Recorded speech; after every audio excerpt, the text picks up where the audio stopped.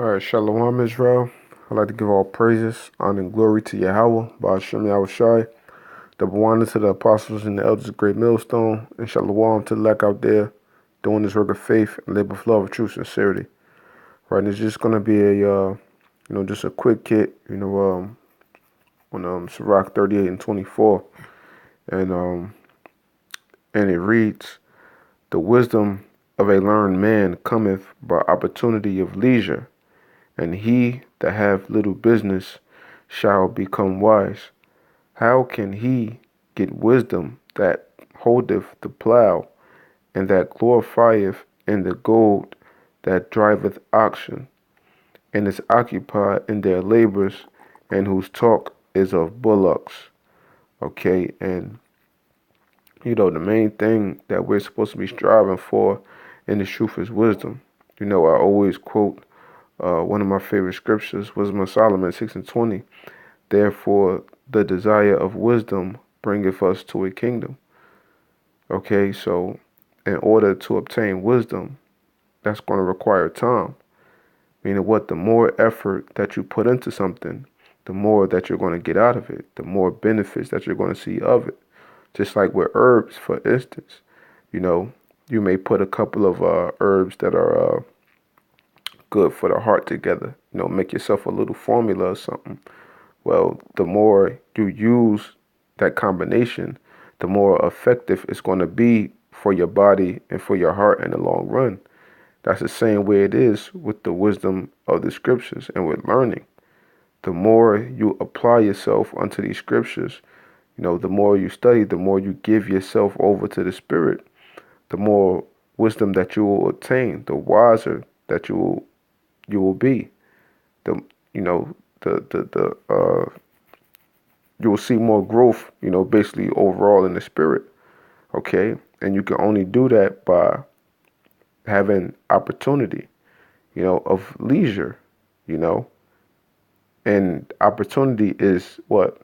Basically time, free time, or any time that you may have to yourself. You want to keep yourself focused upon the main mission.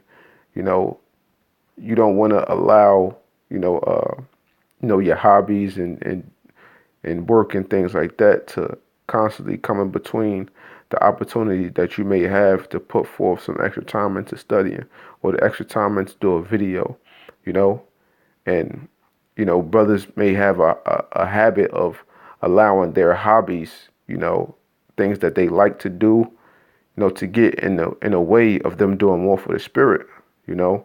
Well, that can't be, you know. Everything has a balance. We know we can't, be in the scriptures exactly 24/7, even though we would like to be, you know, because we have responsibilities. We have other little things that we may like to do, but, the balance of us being this truth is that we have, in order for it to be a fair balance, it's not a 50-50 thing. It's more like 80-20. 80% of this time you want to be, occupied in things of that pertains unto the work, pertains unto you studying, you growing, and you edifying the body. And 20% of, maybe your leisure time. Okay. You don't want to let your habits, your hobbies, and things that you like to do override, the time that you spend with your Yahweh Shemiah Shah. Because all that's ultimately doing, you're hindering your own growth. You're stunting your growth and you're stunting your faith from being built up so that you can withstand the battle of that great day. Okay? So it says, how can he get wisdom that holdeth the plow and that glorieth in the gold that driveth oxen and is occupied in their labors and whose talk is of bullocks? So, only gets into real quick the book of Second Timothy, I believe. Yeah, the book of Second Timothy 2 and 16, and it says, well, I'll start at first verse 15 since I mentioned studying. Okay, yeah. Second Timothy 2 and 15. Study to show thyself approved unto Yahweh, a workman that needeth not to be ashamed, rightly dividing the word of truth. but shun profane and vain babblings, for they will increase unto more ungodliness. Okay, so watching the brother, from DC, video the brother Pasha, and he was, talking about, that that play spirit is dead and all of that, and pretty much that's how it has to be, of course, not to be over righteous, and not saying that you can't laugh or joke around at all and different things like that, but this truth is serious business. We want to take it serious, you know, and just in your life in general, you want to cut out as much vain babblings and just vain talk as much as possible.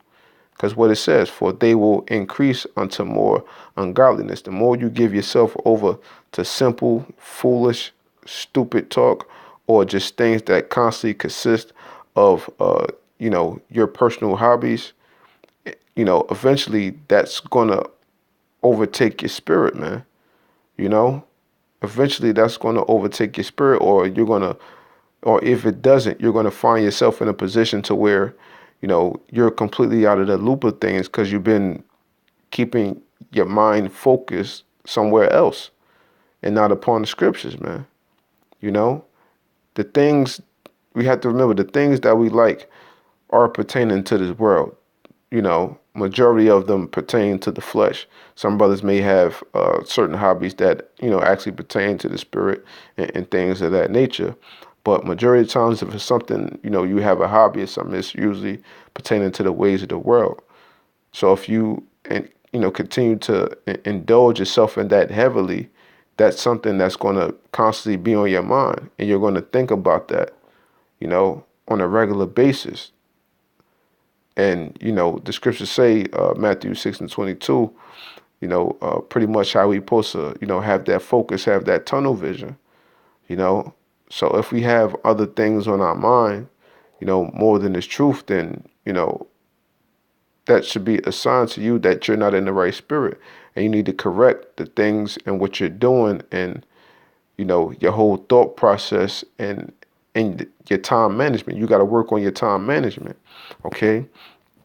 As Apostle Gabar, pretty much says, that we have to live a simple life, and getting into, this Sirach 38 and, how it's talking about, how can he get wisdom, that hold of the gourd and all of that. And, they're mentioning all of these different job titles, like verse 26, it says, he giveth his mind to make furrows and is diligent to give the kind fodder. And he's mentioning this about all these different forms of work and how they're diligent to finish their work, But in the end, when it comes down to verse, when it comes down to verse 30, 33, it says, or I saw 31, it says, all these trust to their hands, and every one is wise in his work. So the things in which you put more effort to, as I said, of course, you're going to be, more wise in that avenue. So without these cannot a city be inhabited, and they shall not dwell where they will, nor go up and down. They shall not be sought for in public council, nor sit high in the congregation. They shall not sit on the judge's seat, nor understand the sentence of judgment. They cannot declare justice and judgment, and they shall not be found where parables are spoken. So even in the case of work, if a brother has to, work and, do some overtime or whatever, because, you may need to catch up with, maybe, a bill or something or something else extra that you need to do, you need the extra bread. Okay, that's cool for a short period of time. But if you was to constantly give yourself over to, doing overtime just because, you want money, you know what I'm saying? Well, then you're going to end up in this position here. You're not going to be able to understand the sentences of judgment and not being able to declare justice and judgment and not be found, in high place with Yahweh Bashim Yahushua. You're going to be found in a low place. Why? Because you're not giving yourself completely over unto him. We have to constantly stay focused and stay on ourselves to check how we're living every single day. That's why, the scriptures speak on examining ourselves. And examining yourself, you have to do that every day. You have to. Because if you don't examine yourself every day, slowly but surely, you'll start to slip into a dark place, and before you know it, either you can be out of this truth or you could just be completely, on a borderline, getting ready to fall out, or for brothers to curse you out, or whatever the case may be.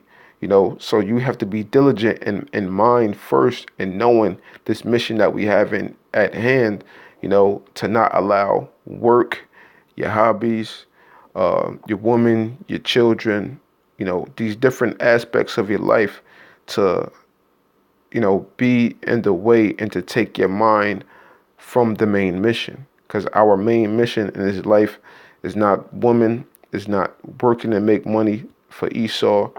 It's not to give ourselves over into our hobbies, is to keep the commandments of Yahweh Bashim Yahushua, to walk in his light and to do as he commanded us, man, to do this work, to be occupied in this work, be occupied in prophecies, man. Okay? And verse 34 says, but they will maintain the state of the world. Okay? Because what? They gave themselves unto the world. They will maintain in the state of the world, man. And all their desire is in the work of their craft. So as I said, like with a lot of the vain talking constantly, and keeping yourself in the midst of that, you could be on a job. There's nothing wrong with talking to coworkers about, vain things, because you want to make the time go by, different stuff like that, and ultimately you're not going to go on your job and, be telling people the truth and just all willy-nilly like that. That's not wisdom, But the thing is that you don't want to get engulfed in their conversation so much that it starts to overtake your mind to where you're getting heavily into those conversations, and those conversations start to become a part of you. Now you're putting that worldly spirit back upon you, man. These things, it may seem light, but in the spirit, when you look at it, it's real heavy.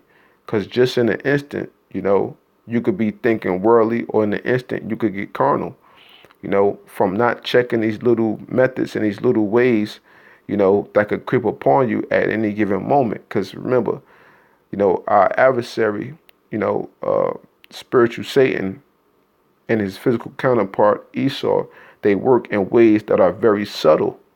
Okay? They work in ways that are very subtle.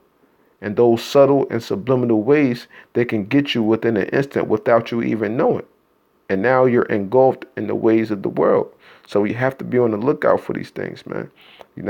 And constantly, in whatever opportunity that we have, not being over righteous, of course, but whatever opportunity that we have to stay occupied in the spirit, man. Whether if it's study, whether if you just read a quick chapter, if you, have a little bit of time to yourself, or you may just, be watching a movie or something. You're looking at the movie through the spiritual eye. You just want to grab your phone and just do a quick lesson, or just record that part and just say something over it real quick, whatever it is. But you got to stay in the spirit and stay tuned, stay linked up with Yahweh Bashim Yahushua, man. So, hey, with that, brothers, just, use your time wisely, stay in the spirit, stay focused, you know what I'm saying? And, constantly be on your P's and Q's for the wiles of Satan. Let's do what we got to do in this year of death, diligence, and year of death, destruction, and diligence. So with that, I hope this segment was edifying. I'd like to give all praises, honor, and glory to Yahweh, Ba'ashim Yahushai, double honors to the apostles and the elders of Great Millstone, and shalom to the elect out there doing the work of faith and labor of love, truth, sincerity, and shalom.